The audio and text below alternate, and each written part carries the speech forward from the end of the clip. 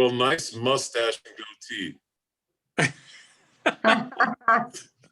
All right, so welcome everybody. It's been a few weeks since we last met, and we've had winter break, we've had vaccine rollouts, and back to the grind. So just want to welcome everybody in. We got some new faces in here, and we are going to kind of jump right into the agenda. Hopefully everybody can see it. Giovanni Brisegno reached out to us from SRP to talk about a project with electric vehicles and a current rebate that's going on. So I know some of you are in the market or, always looking for a way to, advance technology forward. So definitely want to welcome Giovanni, and I think was Bobby that Billy. Billy. Sorry, Billy. Yeah. For in here. So if you guys want to just go ahead and introduce yourselves to the group. And these are all administrators, transportation administrators from pretty much around the state. I think we've got Flagstaff in the room and all the way as far south as Vail. I think I saw Ron Sheepers in here in Yuma also. So go ahead and just take it over. And while you guys are talking, I'll go ahead and bring up your presentation and we can start the presentation. Wonderful. Thank you. Thank you so much, Jason. And I apologize. This is Giovanni Brisegno with SRP. I apologize. I wasn't able to get my face, my video cam working on my laptop, so I'm using a different computer that doesn't have cam access. But anyhow, if you do have service with SRP, Salt River Project, I'm your main point of contact. I see a lot of familiar faces here. Shannon Weber. Yeah. It's so good to see you. You too. It's been a while. I worked with you when you were back at J.O. Combs.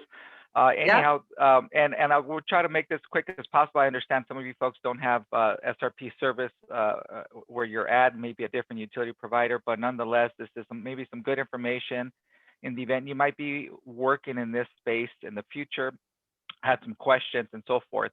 Anyhow, with me is Billy Vaughn. He works for ICF SRP. He's working to administer SRP's electrification program, more specifically around electric vehicle chargers, fleet conversions, et cetera, et cetera. I'll let Billy elaborate a little bit more on that when he comes on.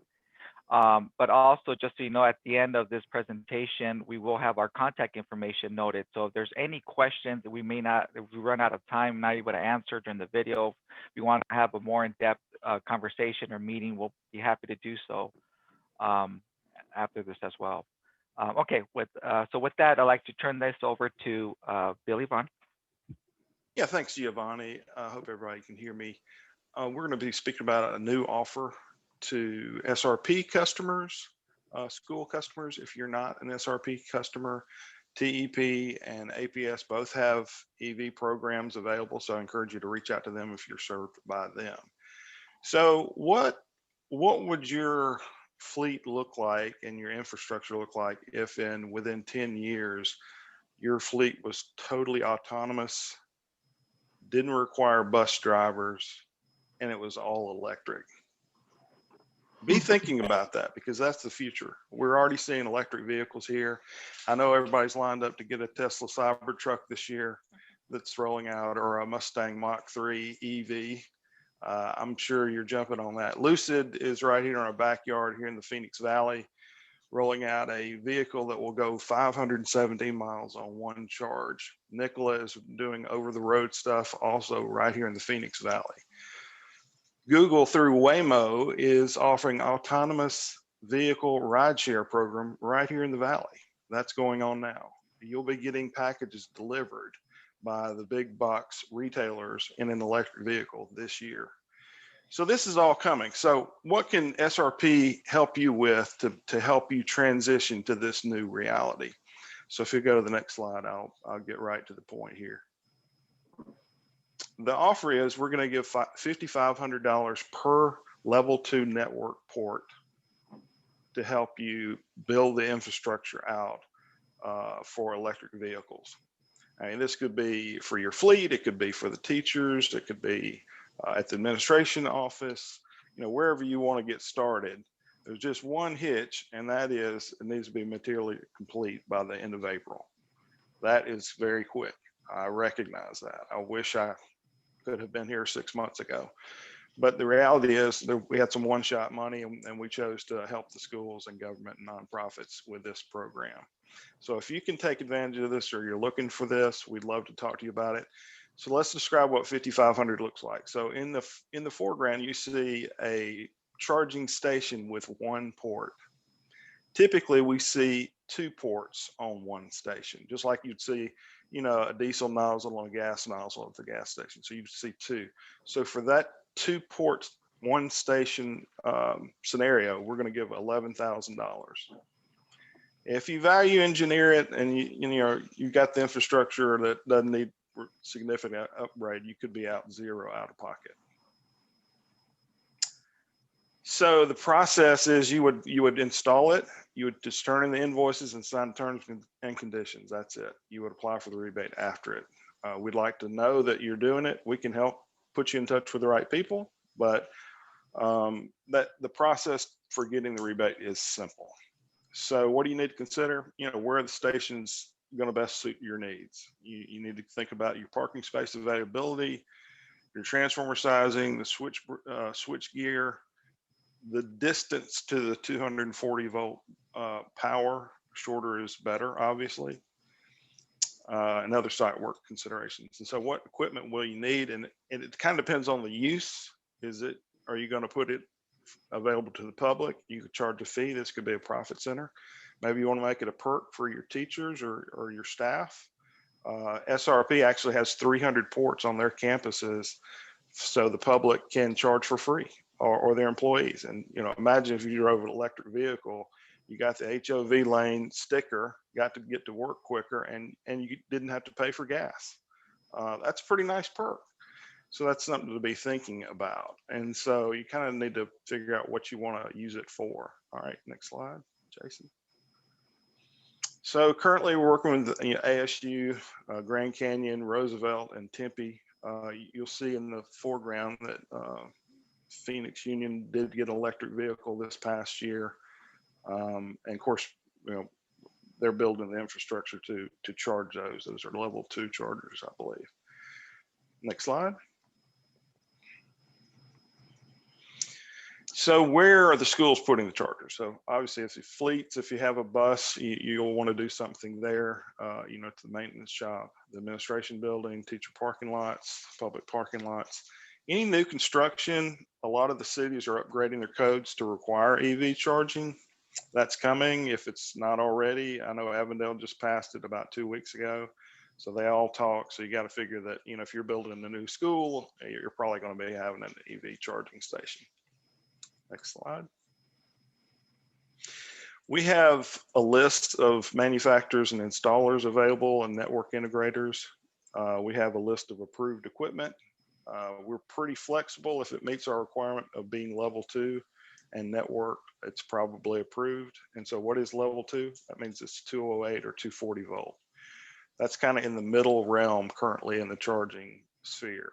Level 1 is 120 volt.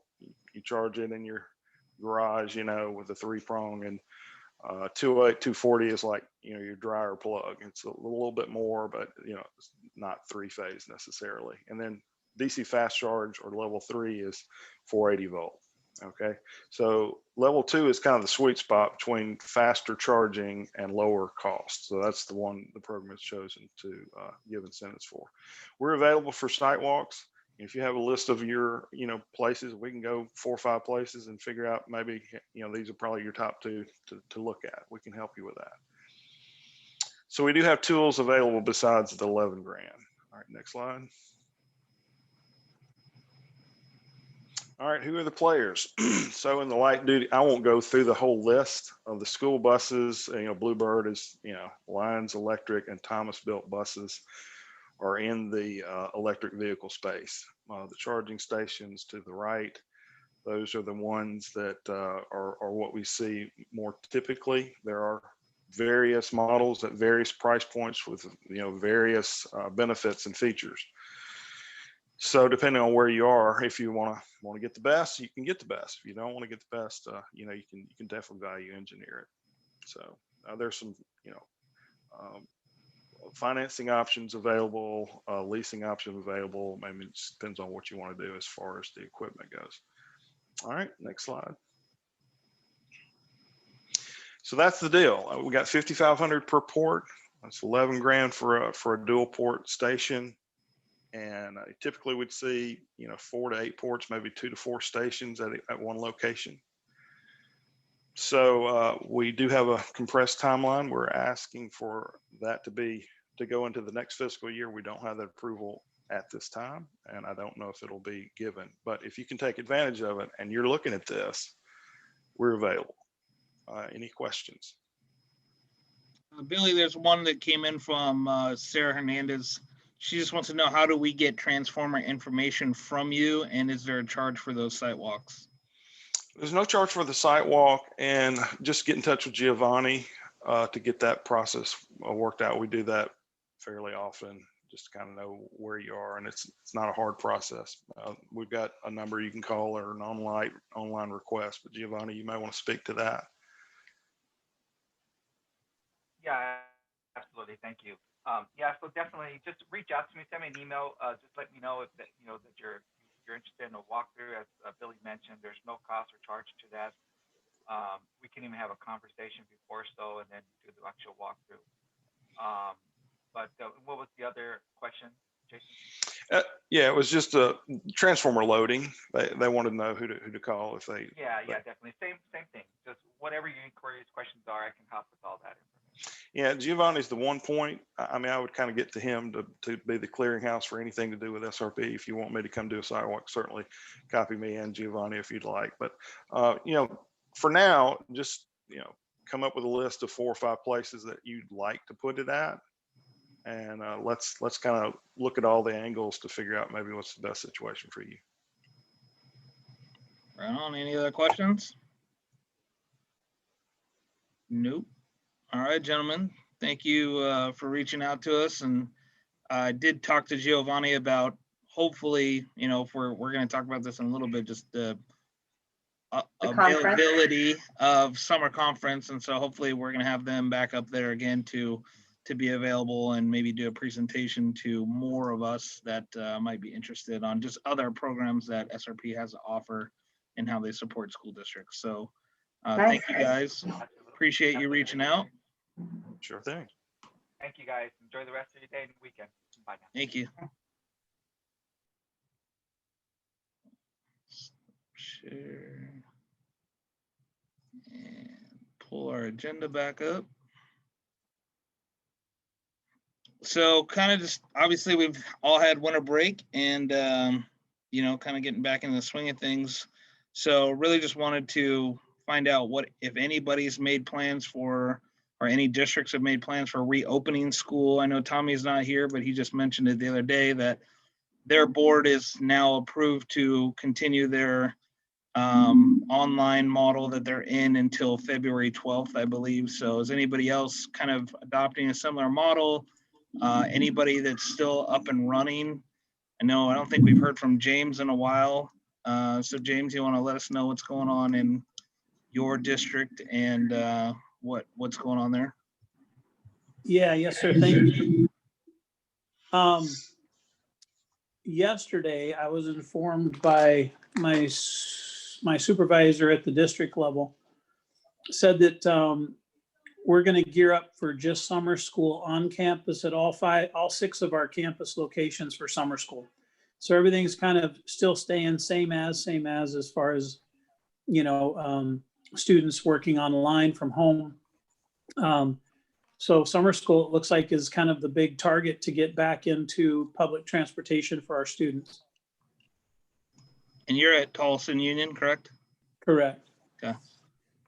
So thank you for that. I know that we, at least at Kyrene, we're still watching the health metrics pretty closely and don't intend to veer away from that. But I know that our friends to the east of us, Chandler, Higley, Mesa, I believe, are all still running and operational. So that's kind of our approach, and we don't see our district making any changes from that. So as of right now, I think most of us are kind of internally thinking that spring break is probably by the time we can probably see these numbers hopefully chill out a little bit from the holiday break, that, you know, we might have an opportunity to get kids back in session for the fourth quarter, you know, coming out of spring break. So anybody else want to share what is going on with them?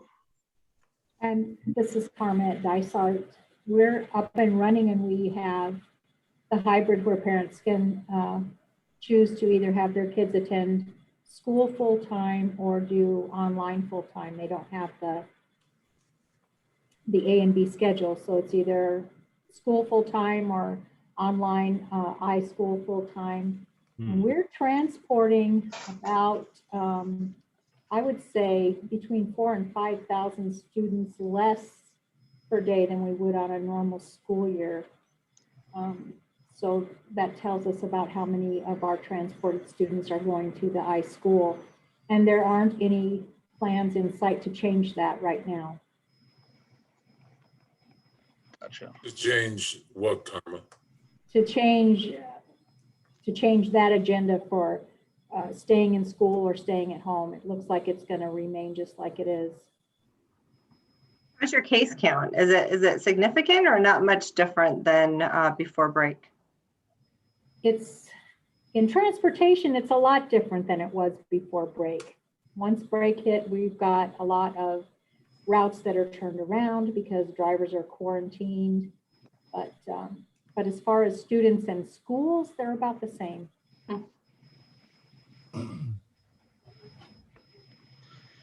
Anybody else? Our friends up north, Pat, Sean? Yeah, we're not in, but we are trying to make plans to do testing, the AZM2 testing, since there's currently no waiver in place right now for that testing. So we're trying to figure out how we're going to do that without schools actually being open, transporting just those grades to school. Otherwise, we are closed, still watching the metrics.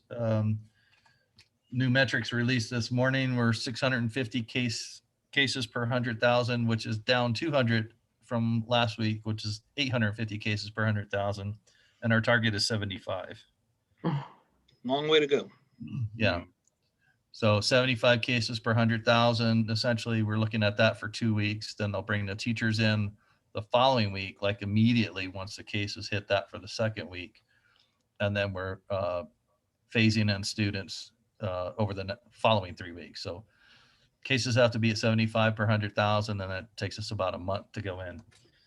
Also, I understand from the news reports that about 500 parents or so sent a letter signed by an attorney to our school board trying to force us to open after Doug Ducey's State of the State address last week. Now legal litigation. Interesting. Rough waters right now. Everybody has an opinion and a preference depending on the lens they're looking through. It's hard to stay neutral, isn't it? Oh, I would love for the cases to get down to the point where, you know, we can bring everybody back, but I know we're still going to have people that are afraid. You know, I've got staff who quit because they were close enough to be able to. And then I've got a number on leaves of absence who are not being paid in the meantime. And, you know, we have to convince them that it's safe enough to come back. And then there's some people who are working in kind of other capacities that we have.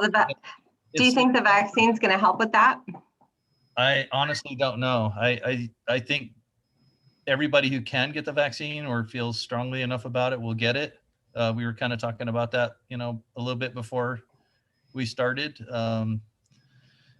I don't know what the percentage of uptake is going to be on that. Seems to be like we got in on the 1B because some of the 1As didn't go.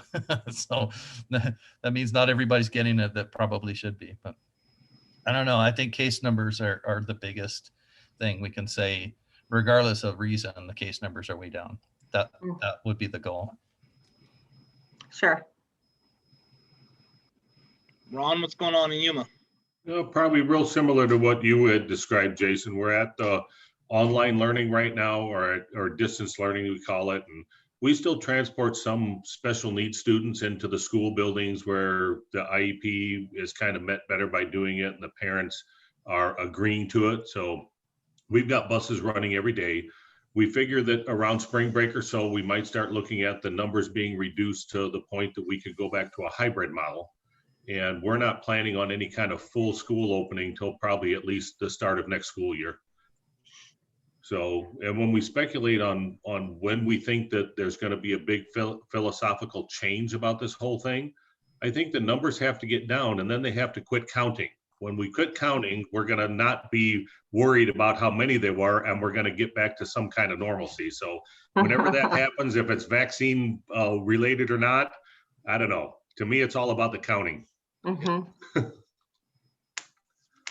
So I have a question. Are y'all having any more people resigning or anything like that? Because our district is starting to dwindle a little bit here.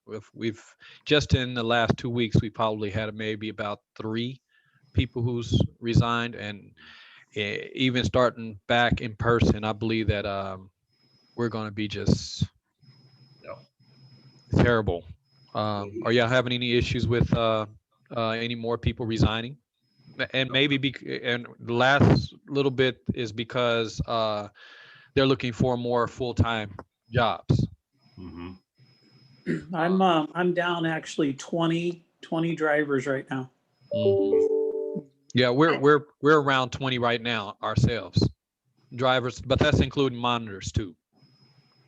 I think a lot of us are down workforce, and because we've had lower ridership, we've been able to be creative, right? So while we still need the positions, the urgency is not right in front of us. One of the things that I think I'm noticing, and I think Jason would agree, is for the folks that we have assigned doing other duties at other campus, other schools, or what have you, helping support students in the schools, is they're getting a little antsy, right? They want to be back in their own job and their own role and their own day-to-day. So really trying to keep them on a track for not getting frustrated because they're not doing their job has been a little bit of a challenge most recently. So that's true. It sounds like we're in the same boat with that, because we're down 20 plus drivers and probably 14 bus monitors that if they open school tomorrow for us to do full-time busing, we couldn't do it. Well, I'll say I'm not down quite those numbers, but again, comparatively or percentage wise, probably still not quite where you're reporting, but I am starting to have them dwindle off. And I was saying before the meeting officially started, last night our board voted to ignore our original stipulations for startup. Originally, we had to have 2 categories in moderate or less or better before we returned.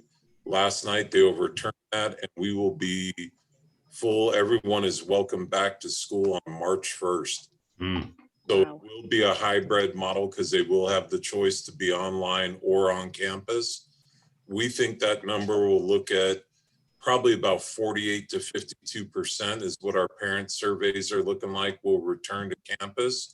And of course, that number will only gradually grow if the community numbers improve, right? So, I have to say, it was kind of interesting for me. My old district, you'd have a line of people come up and talk every meeting. Since I've been here, this is my 8th year. Very seldom would anybody speak at a meeting. And last night we had 34 calls to the public. I think we've folded to 2 things. We folded to the public pressure. Obviously, our community, the people we serve, are saying that they want us back. And I think any of you have ever had children completely understand that if you were a 2-income home and now one of you are having to stay home, or you have young kids and do that. So as a service to our public, we needed to open. Then the other pressure was Doug Ducey. We all see that the funding has changed. And I got to say, in all honesty, I don't hold my superintendent in any contempt whatsoever. I think his decision is what it needed to be. I'm not saying it's going to go great. I'm not saying that we're going to see the numbers in the schools rise, but we're here to serve the public.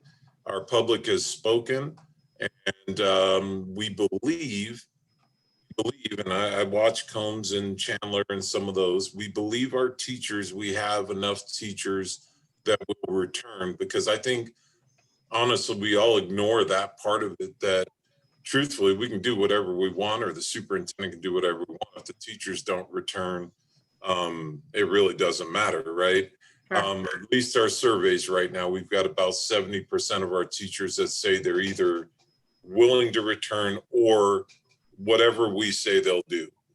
And then as far as my employees on the shots, because I think that's an interesting subject, my straw poll unofficially is about 70% yes, about 10% waiting to see what everybody else does, and 20% that say absolutely not. And again, all we're doing is trying to encourage it. It is not mandatory. Our attorneys say that we can make it mandatory. We're choosing not to make it mandatory at this time. And we're back up and running, you know, on the first. So, and again, I think that's a fair decision. And what people I am down, unless it's just an absolute, they come from every corner. I mean, volume wise, we should be able to handle what we anticipate for quite some time. Unless the numbers start diving and everybody comes back, then I'd be in a little bit of a crunch. Right. I mean, we were able to compress 10 routes when once we came out our first contingency to come back into in-person learning before we went to Thanksgiving, and then went back into second round of contingency. We were able, you know, to save us that way. So I'm sure Tommy is going to get creative, but I'd also say it'd be interesting to look back. I think for us historically, we always seem to lose a few people right after the holidays, whether that's them making, you know, a new change, wanting to find new work or whatever. And so, you know, you always kind of see these rise and falls. You know, we'll gain people here leading into probably June, and we'll hold on to people until July, whether that's because of benefits eligibility or they just found something before, you know, kind of holding on to bus driving until they find something better. We always seem to lose a good chunk of people like 2 weeks before, you know, school starts. So I don't necessarily know that it's COVID related. At least for us, we've, like Shannon said, there's a lot of our folks that want to get back in the school bus. We have 30 to 40 people that are driving already every single day, whether that's special needs or community ed or McKinney-Vento students. So, you know, the rest of our staff are at school sites and they're all itching to get back. We haven't had anybody say, I don't feel comfortable or feel safe coming to work, because we've already done that and have plenty of mitigation strategies in place to keep everybody safe. Can I also add the caveat to Jason? I wanted to add one caveat that I think much of us need to prepare our admin for, at least the ivory tower for, right? I think the caveat that I'm just punching through over every opportunity I get is we'll be fine at 48 to 52% of the students returning, but not in one or two areas where we're going to have to lift the capacity restraints. In other words, you know, we can cover the ground, but we're going to have that one or two areas that we're not going to be able to do every other seat. Yeah. Because of those heavy capacity areas, and I don't have another resource to go split that route. Right. What I'm trying to punch through them is, hey, you want to bring the kids back, you want to bring work to here, we're here, we're good, we're here for you.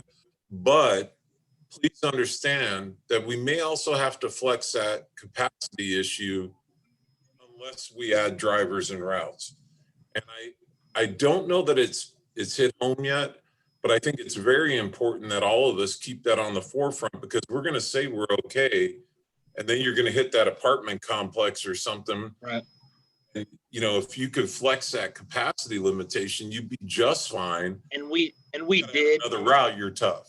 Yeah, we did on that, because that was the only way we could compress those routes was to elevate that. And so we were targeting, you know, we weren't committing. We were saying that our goal was 40 kids per bus. You know, but we did take a couple routes to combine them, and we showed the numbers. You know, I mean, it is what it is. And like I said, we were never confounded to one, you know, or whatever the numbers were on the bus. We're not doing every other seat. We're just requiring the mask. We're doing the every other seat when available. And those percentage numbers of only 30% or 40% riders are allowing us that availability. But I know there's other districts that were saying we are only going to do 13 kids per bus, and there's just no way that, you know, that you're going to do that. Our district wanted they wanted fast, not elegant. So they didn't care about I should say they didn't care, but they weren't holding us to a definitive, you can only have, the absolute 6 feet per kid. They have to be at the window, every other seat, et cetera, et cetera. It wasn't what we were. But I think that was just one thing that us pulling together as a group like this that we could help each other with is, when you see that anticipated start date coming and you see that you're down, but you also know your ridership's going to be down, that's one thing I think you keep on the table, that they don't turn to you and go, Wiley, what are you talking about? You can't handle it. We only have 48%. Right. Well, we have 48%, but I'm at 1/3 capacity. So take my crew and divide it by 3. That's what I had before. And you're at half. And I know that's simple math, but I mean, I think as transportation leaders, those are discussions that would be wise to get out to your business manager and be having now, so that when that time comes, either they straighten it out like your district and reword some of those commitments, or if you don't have the commitment, you're preparing your employees. Because that's one thing I committed to my employees too, is you're going to have a lower ridership. We have these mitigations. But now what I'm trying to have those conversations like when we can, when, you may have more, you may put all them from a household in one seat. You may, well, I'm not committing to have, 13, 18 riders or something. That's crazy.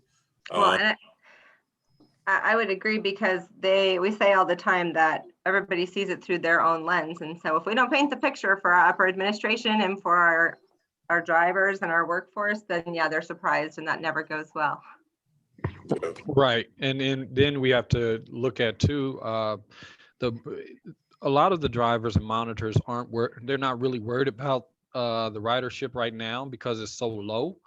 Right. We have the safe place and we have the special needs, but once the numbers do start going up, that's when they starting to feel like, okay, now I'm worried about the virus. So again, right now it's peaceful. Once you go over 9 students, because I think the most we will do is about 9 students right now. But once we go over that, that's when the virus and concerns and different things start coming into play. And then you have the parents too, that are, maybe there is a parent that does stay at home that is going, well, I see is you as a driver, and then we have a monitor on there, and how many students you have on there? I thought you weren't supposed to have. So it's one of those, it's a sticky area, because like I said, right now we're good. Soon as schools start up, it does, the virus does come into play again, and that's when the questions come in. I thought we couldn't only have just so many people. So like you were saying, these are conversations that me and Tommy is having and with our administrators, and just trying to make sure that we do it in a graceful manner, in a sense. And Tommy's always seemed to pull a little magic out of the hat here and there. So we all have our magic. oh yeah. Switching gears a little bit, has anybody done their 100-day report yet? Had their 100th day of school? No? Yeah. Nobody's had 100. Ours is coming up February 3rd, so we got another week or so, but. I got an email saying it was open, so. What's that?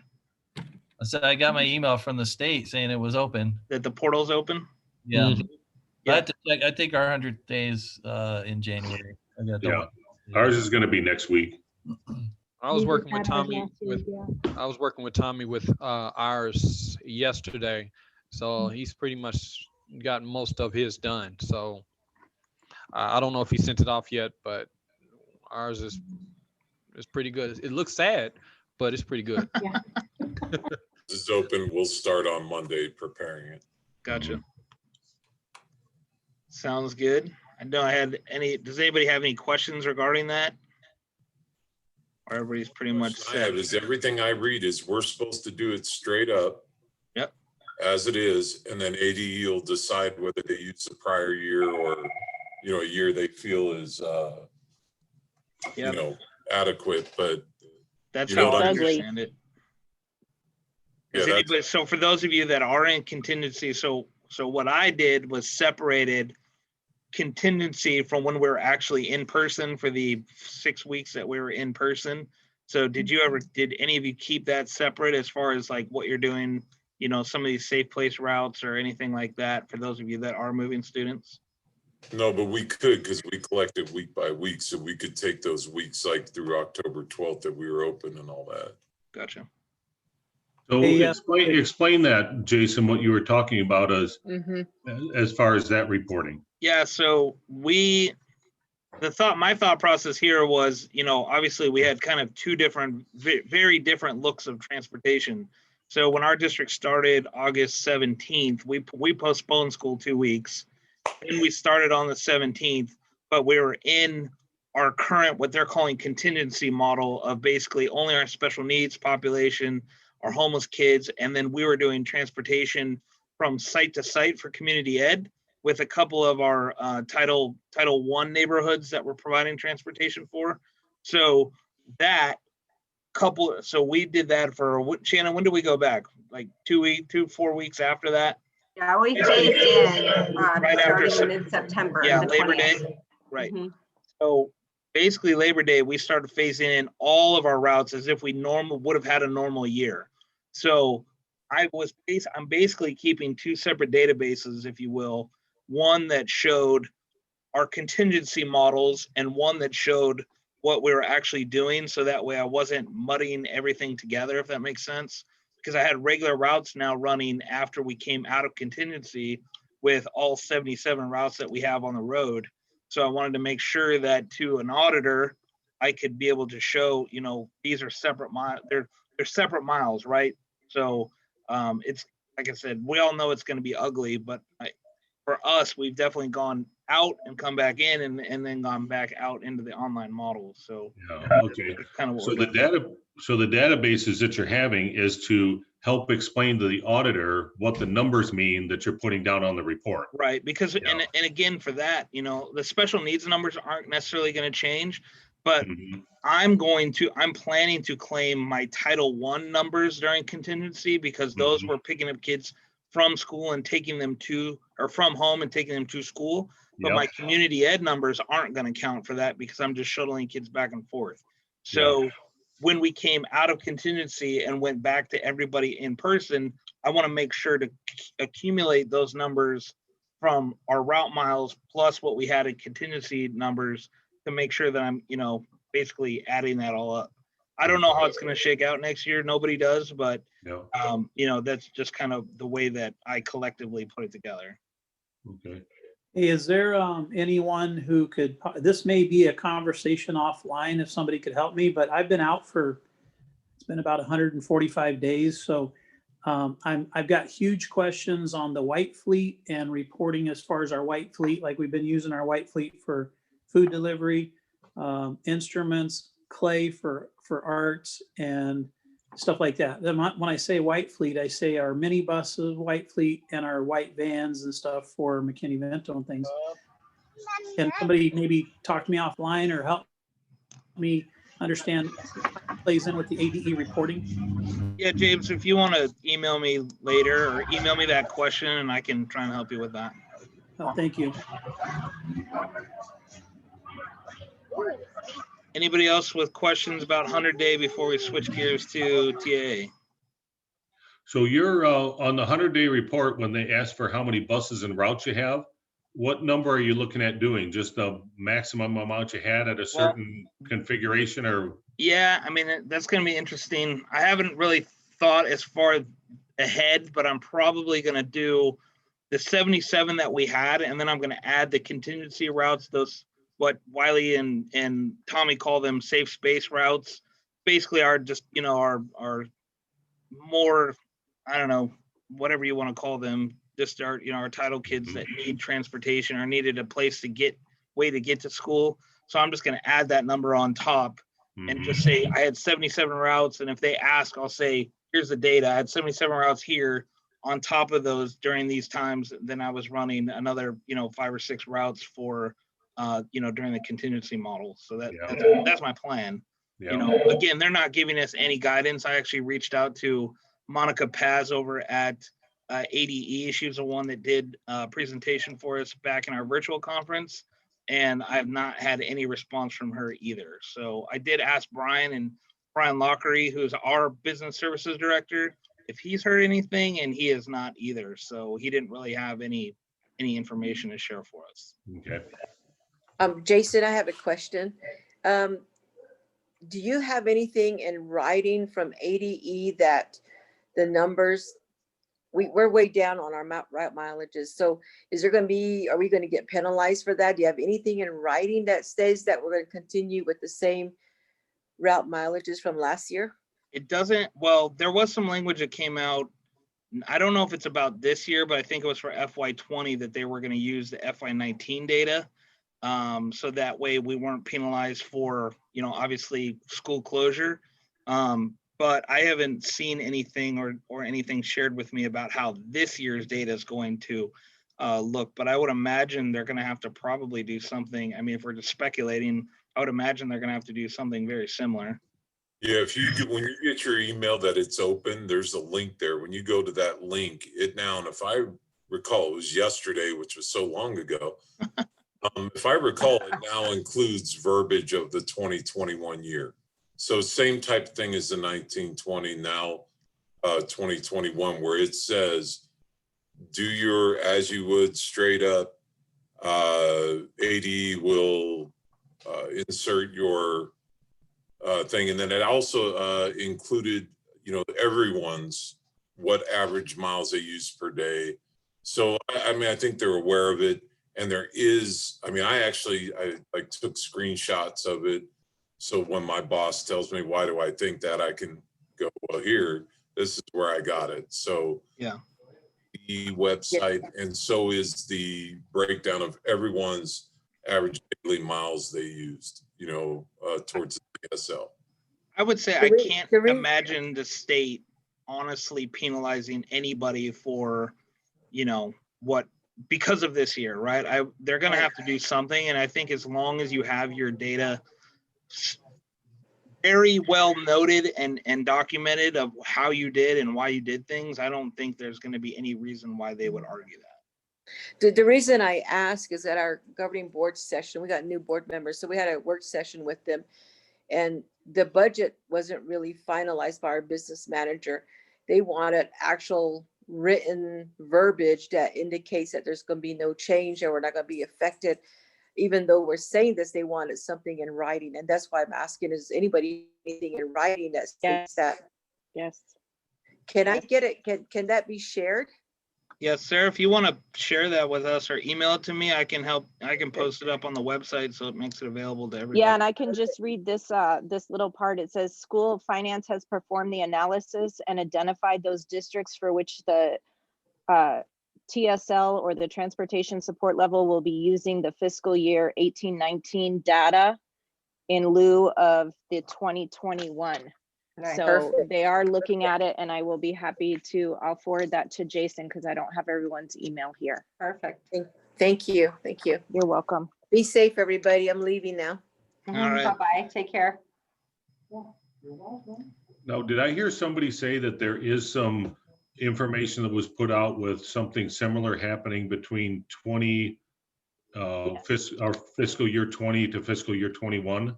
Or is that not anything yet? Like they were saying here about the report for, between 19 and 20. We don't have Ron, anything for next year? Ron, in this ADE section here that I'll forward to Jason, it refers to the 18-19 as well as the 19-20 school year. So you guys can look at that and see, and they said that they have identified those districts that they'll need to pull the previous year's data for so that we don't get penalized. Okay. So I'll forward that to Jason, and it's the same one. I'm sorry, I don't know the gentleman's name. Kissel? Eric. Eric. That was in the email that was sent yesterday. So those are the download documents from that email. Right on. Thanks, Eric. Okay. All right, so we got 9 minutes left. So just because this is a TAA kind of event, we want to just gauge the pulse of those that are here. The board is getting ready to meet next week, and we just had a conversation Wednesday with Little America and the staff there, trying to figure out what their plans are for hosting a group. And so we're going to be sending out a survey here in the next probably week, just trying to find out from folks like what their thoughts are. And so maybe this is just a good general forum. There's about 19 of us in here that if you guys just want to share, I know some of you are board members already, but that doesn't necessarily mean that you feel comfortable attending. So we just want to know, like, your thoughts on June. Is it, do you think that hopefully we're doable? And if we are able to host, safely with Little America, they're able to put in those protocols there to host a group of people. Would you be willing to attend? Do you think that your district's going to support it? I know some districts have travel restrictions. I know some of them have cut budgets. So just thoughts on open conversation about a conference, potentially in person / virtually. It sounds like they're getting some equipment to maybe have a virtual conference at the same time for those that might join in person. Cartwright has put a ban on travel and conferences, so something I would definitely like to attend, but it would, in our case, have to be virtual because of the board's ban on travel. Got it. Flagstaff is currently not traveling for conferences as Yeah, well. Phoenix Union has the same. There's a ban on travel right now.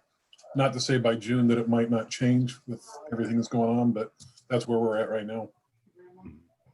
Dysart also has that ban on conferences and travel, but if they open it up, I'll be there.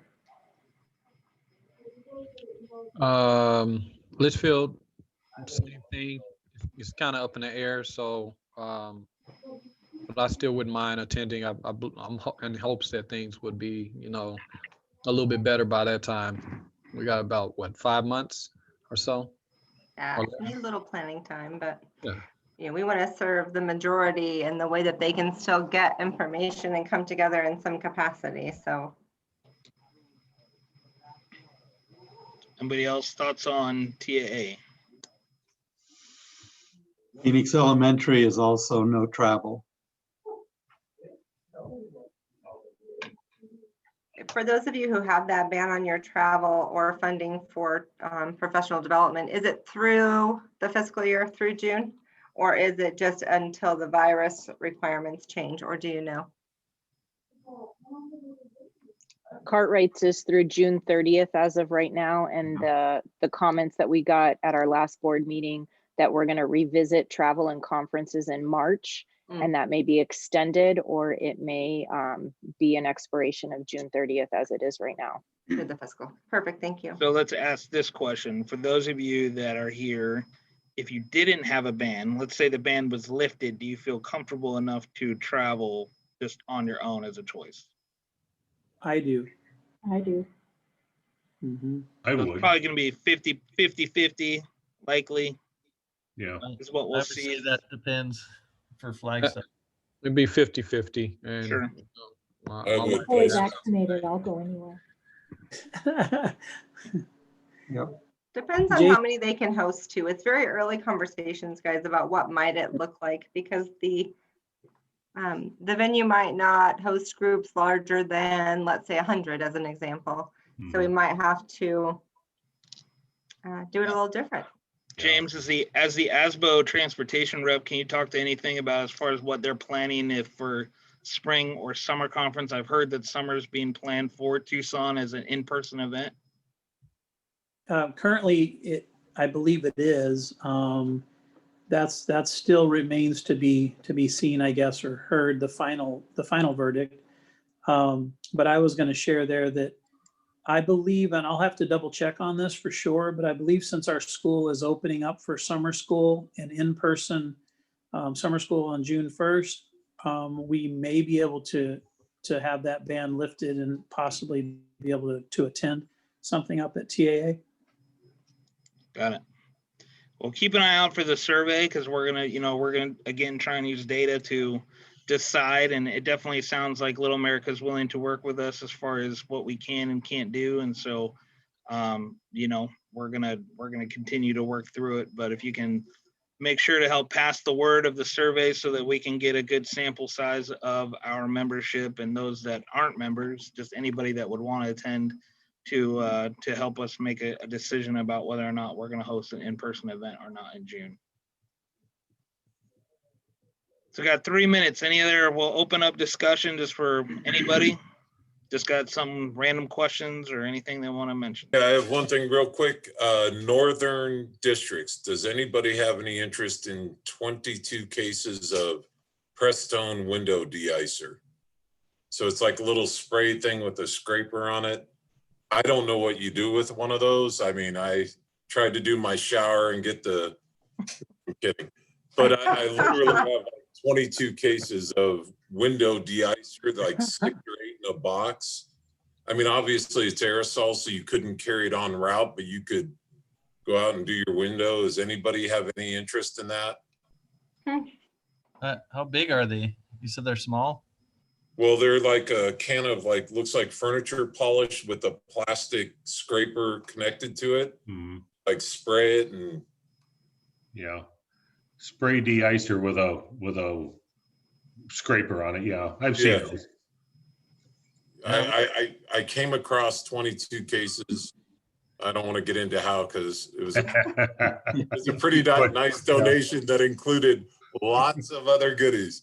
But it didn't work in the shower. Let's make sure we're clear with that. Right? But I have absolutely no use for, well, I might have one day window deicer, maybe. Nice. Is that a donation? Yeah, I would be willing to just pass it on to someone who could use it. Prescott Flag, anybody, I mean. I would take some unless nobody else wants it. I'll take them all then. Yeah, I mean, literally, like, if do you have anybody that's going to be down on the valley for any business at all or anything? Well,